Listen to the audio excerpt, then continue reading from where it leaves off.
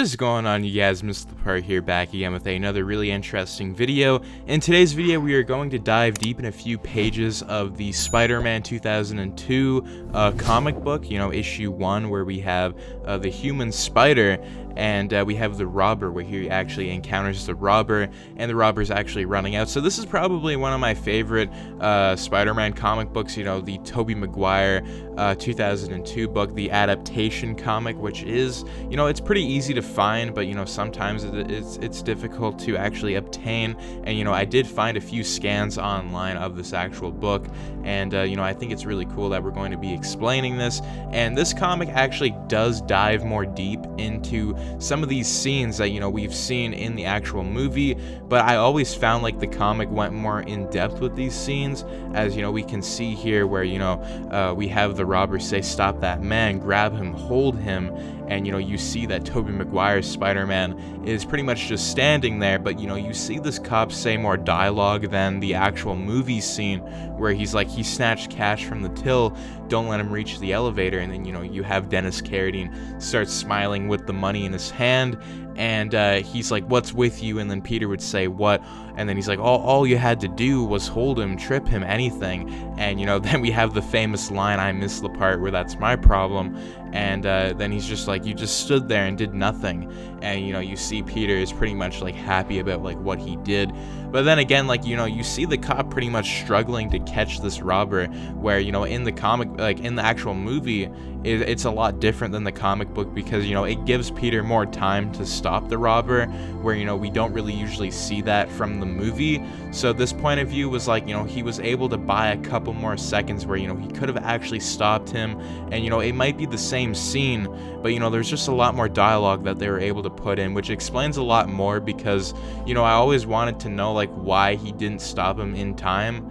And he's just really mad because he didn't get the money, and he's pretty much just like playing with them, like he's playing with the cop. He's like, "Oh, like, what do you want?" And he's just like, "I missed the part where that's my problem." So he doesn't say that much, and he pretty much just goes off, and he's like, "Well, that was a big bust. Better get back to the library and meet Uncle Ben. I should just sit down and tell him what's happening with and then he hears some sirens, because he wanted to actually tell Uncle Ben, he wanted to tell him that he was Spider-Man, and he's pretty much like, that buzzing is happening again. So as he's walking down the street, we see him contemplating on like him wanting to tell Uncle Ben that he's Spider-Man, and then all of a sudden tragedy strikes, and this is where it all begins. And the cops are pretty much just like, "Stay back, fella, like this is a crime scene. I'm sorry, son, there's nothing you can do," pretty much.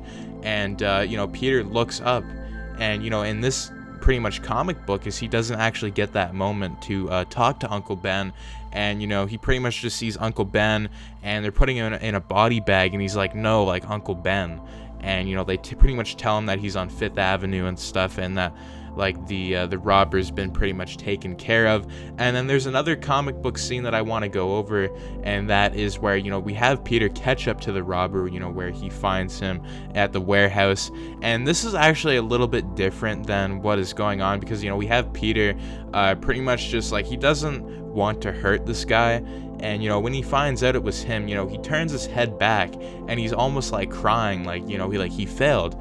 And we don't usually see that in the movie, because I find this was a better moment in the comic book, where when he finds out it was Dennis Carradine, it buys him some time, because you have Peter that's pretty much just like really in a moment where he's just like in shock, and then Dennis Carradine picks up the gun again, and he pretty much just says like, "All right, okay, like I don't know what's going on here, freak, but you're buying my way out of this." And he's pretty much takes the gun, and what he doesn't actually realize is that he's going to be tripping over a ledge, and he's like, "You little, hey, back up," and then he pretty much just yells, and the police see Peter.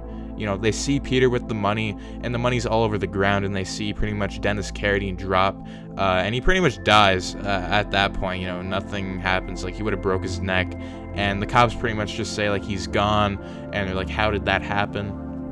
And then, it cuts back to Peter, and he's pretty much telling, like, Aunt May the whole story with Uncle Ben. So, these are really two comic book pages I really wanted to go over. I really do think that the adaptation comic does really go over more what the movies didn't. So, you know, this is just a really cool scene where, you know, we got to see the I Miss the Part Where That's My Problem scene, but just in a different perspective. And, you know, that's just something that I always loved, because I always wanted to see it slow down into like, okay, like what's actually happening here, because everything went so fast. Like it went like, it was literally like not even like 10 seconds and then zoom, he was out. So this actually does give a little bit more seconds and, you know, in Peter's mind, like what's going on. But it also, you know, it does tell you like the cop really was trying to get Peter to pretty much stop this killer. And, you know, he would have that guilt all those years later, because he's like, okay, well, you know, this cop really was telling me to, you know, to actually do this. And then you actually have like Peter contemplating like, okay, I'm gonna tell Uncle Ben that I'm Spider-Man, but then, you know, tragedy strikes and that's what happens. So, you know, I always found these comics were definitely a must read. So if you guys do have the Spider-Man 2002 adaptation comics, do make sure you read them, because, you know, they're definitely a must read. Once I get more of the scans, or, you know, I might scan them myself, you know, I will be reviewing the entire comic book and probably the second one. So anyways, let me know your comments down below. What do you think about this?